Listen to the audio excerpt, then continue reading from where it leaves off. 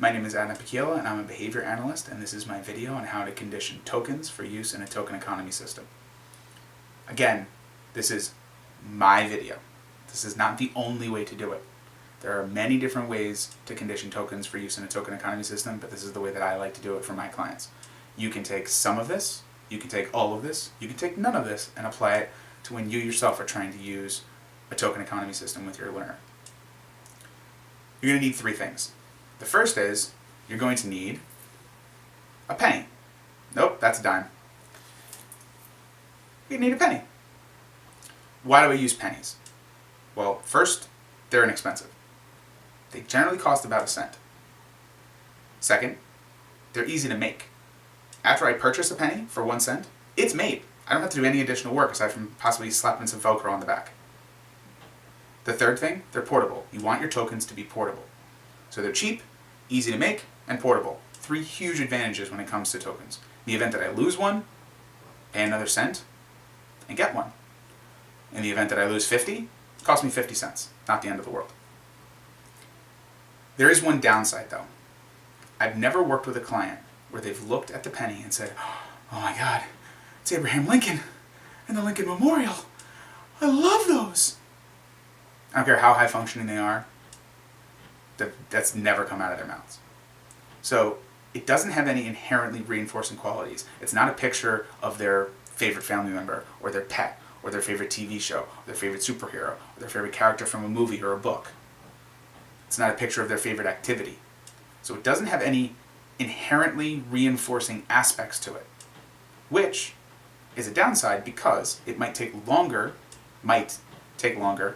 to condition this as a token because it doesn't have any already inherently reinforcing qualities to it, reinforcing stimuli to it, aspects. Ultimately, it's kind of negligible for me because the pairing process is going to take a long amount of time anyway, and the fact that it takes a little bit longer with this, it's still very, very strong by the time it's paired. So this penny, the fact that it starts off as a neutral stimulus, is kind of inconsequential to me. The fact that there's those three other advantages, cheap, easy to make, and portable, those outweigh the fact that it might take a little bit longer to condition it as a token. The second thing you're going to need after you've got your trusty penny is an edible. Why did I choose an edible? Edibles, again, are portable, and they're easy to deliver. I can take this one fruit snack, which is delicious, and cut it into 6 or 8 different teeny tiny pieces. So rather than giving 400 or 500 individual fruit snacks, I'm giving 400 or 500 eighths of a fruit snack. I don't really feel like doing the math right now. It's significantly less. Ethically, I feel better about that because, again, they're delicious, but they're laden with sugar. Giving 400 or 500 fruit snacks over the course of this entire pairing procedure, I wouldn't feel comfortable doing, but giving significantly less amount would be good. There is a downside to this. Again, it's kind of outweighed by the fact that it's easy to deliver and it's portable, and that this might not be the client's preferred or most reinforcing stimulus or item. They might really love the iPad. They might really love doing puzzles or watching TV. So it's kind of a cost-benefit analysis that I'm doing and saying, I know this isn't the most preferred, but it's pretty high up there. And if it's not a fruit snack, it might be an M&M or something along those lines. Use an edible that is the most preferred edible for your client or your learner. Again, because this might not be the most reinforcing, it might take a little bit longer, but it's easier. This is another advantage. It's easier to withhold, I'll get to that more later, withhold this less but still highly preferred item than it would be to withhold the highly, highly preferred iPad or coloring or taking a trip to the store or something along those lines. So again, that's an advantage. Okay? So we've got our penny, we've got our edible that we're going to deliver, and then we've also got our third thing, which is our list of mastered tasks. Why do I say mastered tasks?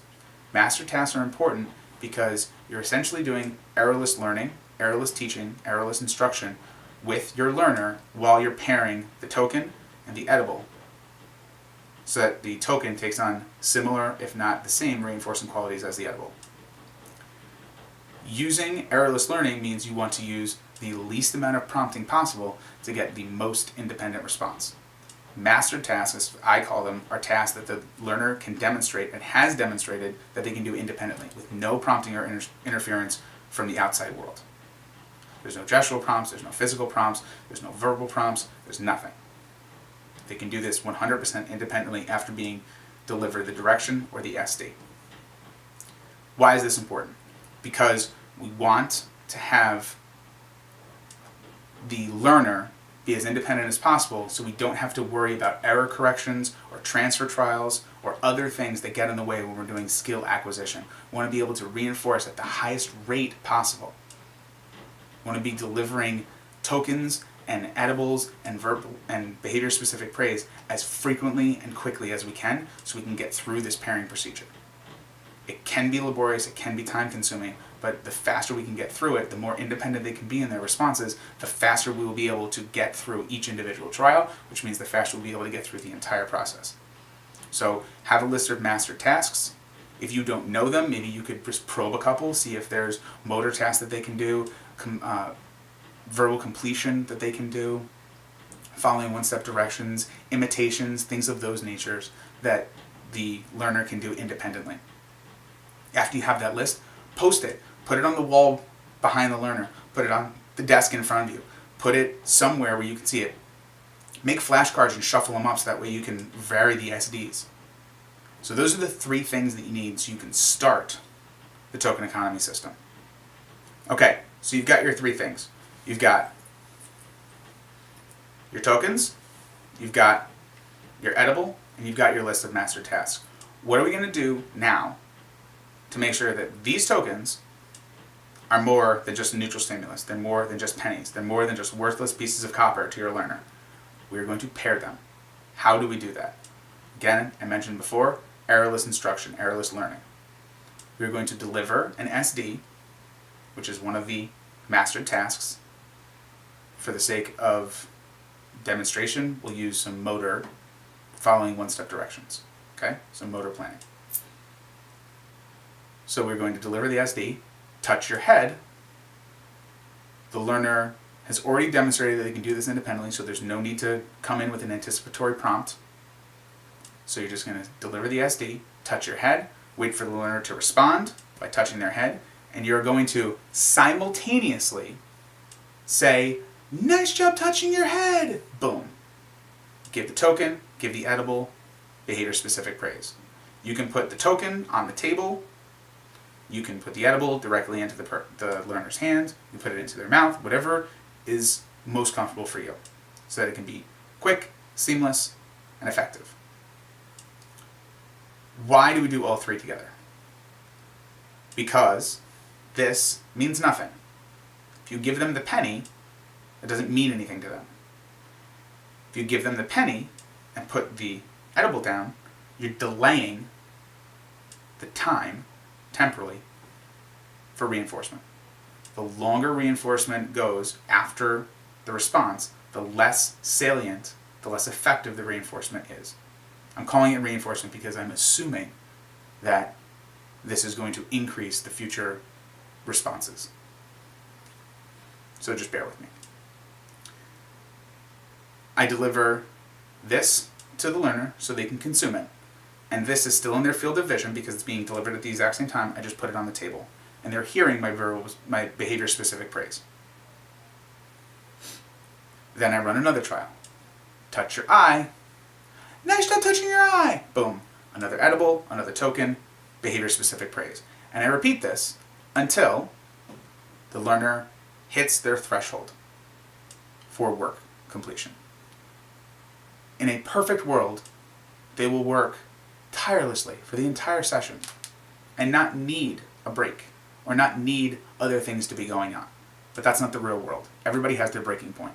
You can have the most reinforcing thing. Let's say that this edible is the most reinforcing thing based on a reinforcer assessment that you completed.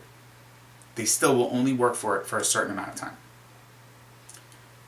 Please stop delivering directions, delivering the SD, before they reach that threshold. You should know what that threshold is. Maybe it's a certain number of minutes. Maybe it's a certain number of trials.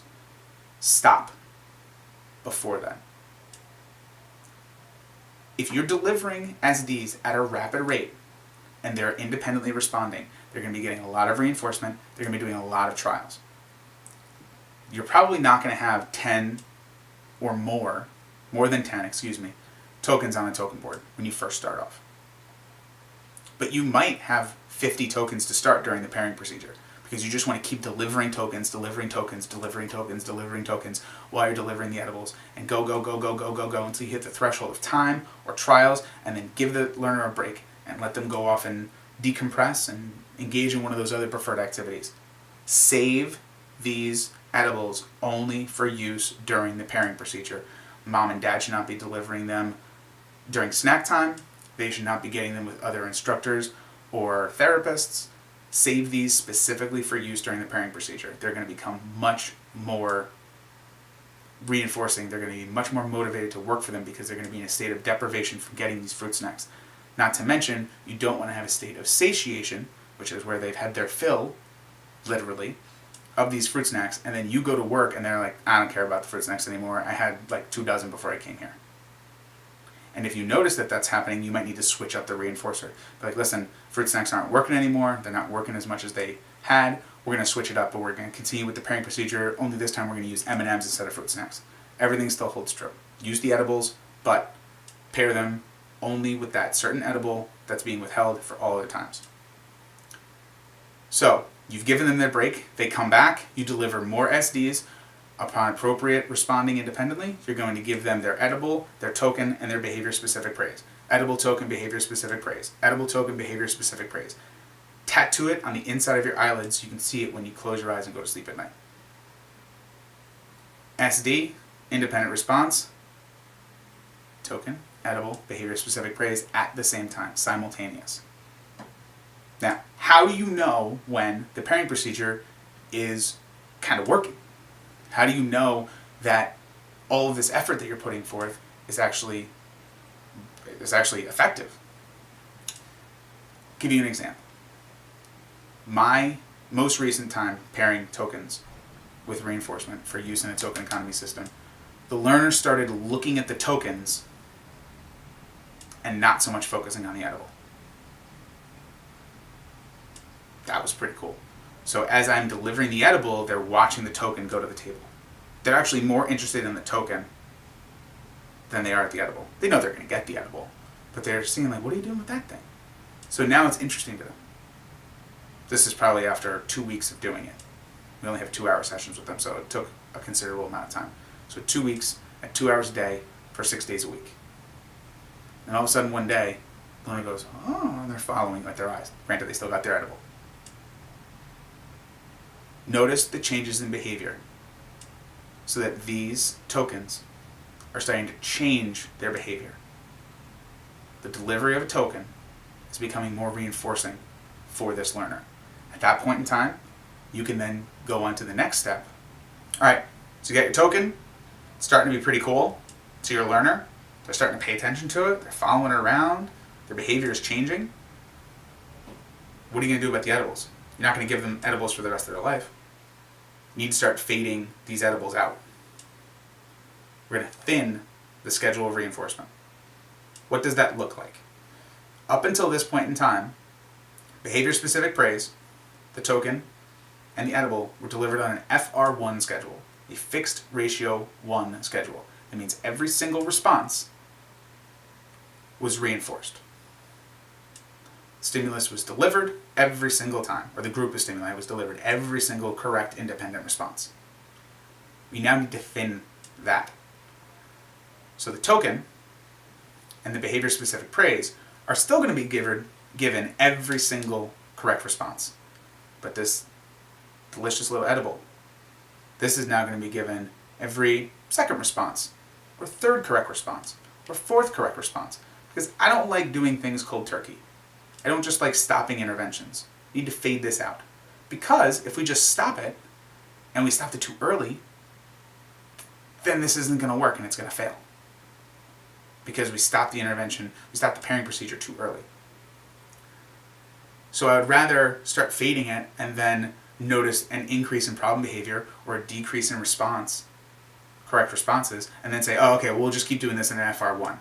Or we had success at an FR1, an FR2, an FR3. When we got to an FR5, every fifth response given the edible, we saw a little bit of fall off. Let's dial it back to where the last time it was successful. We take data for this reason. We make data-driven decisions for everything we do, specifically when we're talking about pairing a token for token economy system use. So, fade this back. Thin the schedule of reinforcement for the edibles. Start with an FR1 for all three things. Praise, token, edible. Praise and token. Keep going at an FR1. Edible gets faded. Every second response, third response, fourth response, fifth response, 10th response, 20th response. And then eventually, it's out of here. You're just using the tokens. At that point in time, you can do one of two things. You can arbitrarily set a number of 5 or 10 or something along those lines for the amount of tokens your client is going to work for before they get their secondary reinforcer. The thing that they're working for in the moment is the token, but they're gathering up all of those tokens. They're earning 5 tokens or 10 tokens or 20 tokens, and they're cashing in all of those wonderful, worthless pennies, as far as we are concerned, for some larger secondary reinforcer. Maybe it's an edible. Maybe it's a bag of goldfish. Maybe it's an entire 5 minutes using the iPad. Or you can actually do a reinforcer assessment and determine how long the client will work for pennies, for tokens, and set that threshold just below. So let's say you do a reinforcer assessment and they work for an average of 20 times. They never work for less than 20 times before they engage in some sort of maladaptive behavior or behavior that cues you as a qualified professional in to know that they are hitting their threshold.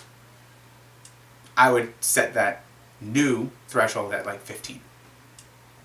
So you know that they're going to encounter 15 tokens before they have any occurrences of problem behavior or off-task behavior. So you should be confident that they're going to be able to get through an entire token board until they get a secondary reinforcer. So that's another way to do it. I've done both. You can do a reinforcer assessment, or you can just set an arbitrary number.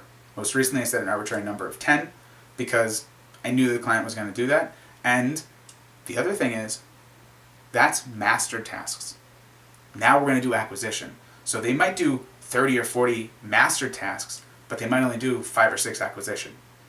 So when you intermix things, 5 or 6 acquisition intermixed with 5 or 6 master tasks, that gets you to 10 or 12. So setting something at 5 or 10 has a higher probability that you're going to not encounter problematic behaviors. Because the whole point of this is to have this token replace edibles during acquisition. So you're still going to be prompting, you're going to have to be trying really, really hard. So these tokens need to be really powerful. Hopefully this was informative. Again, this is not the only way to do it. This is the way that I like to do it. And if you have any questions, feel free to comment below. Please like, share the video, and I hope to see you next time. Take care.